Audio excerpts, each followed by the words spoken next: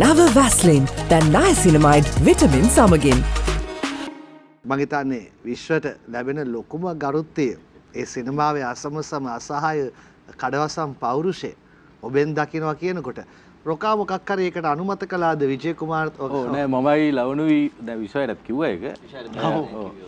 අපි කලින්ම කිව්වා මේ ඒක ගොඩක් උඩ ඉන්නේ. ඔය දෙන්න අපරාධ කිව්වේ ගොඩක් උඩ ඉන්නේ. අනේ නෑ මම කියන්නෙත් අයියේ මේ මම මොකද මම උදේහවා වඳින චරිත දෙකක් ඉන්නවා. ඒ තමයි විජේ කුමාරතු මහත්තයා ජෝතිපාල මහත්තයාගේ. මම අදහන ඔය දෙන්න. කලා ශාස්ත්‍රයේ. එතකොට මේ මම එතනට සමාන කරන්න බෑ.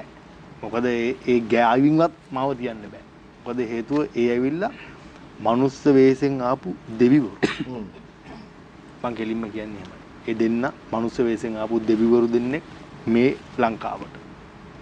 ඉතින් යාර කියන්න දෙයක් නෑ. මොකද මැරිලත් අවුරුදු 38ක් 37ක් ගිහිල්ලා තාමත් ජීවත් වෙනවා. තාමත් එතුමන් දෙන්නගෙම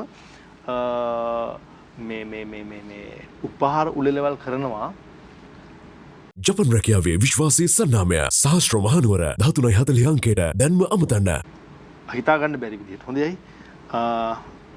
දෙන්නගෙම කරනවා සමහර මිනිස්සු රත්තරන් බඩු ගස් තියලා ණයට අරගෙන ඈත පිටිසර පළාත්වල මේ බොරු නෙමෙයි ඇත්ත. එච්.ආර්. ජෝතිපාල මහත්තයාගේ ගුණ අනුස්මරණ උළෙල දවසට ජූලි 7 වෙනිදාට උදේ හැමදාම මම යනවා අනත්තට. එතනට අතර මට කනගාටුයි අපි කලාකරු කවුරුත් එතනට එන්නේ නැහැ. හැබැයි එතනට එනවා පිරිසක්. આવුත් බලා ගන්න පුළුවන්. ජූලි මාසේ 7 වෙනිදා උදේ 8 වෙද්දී එනවා.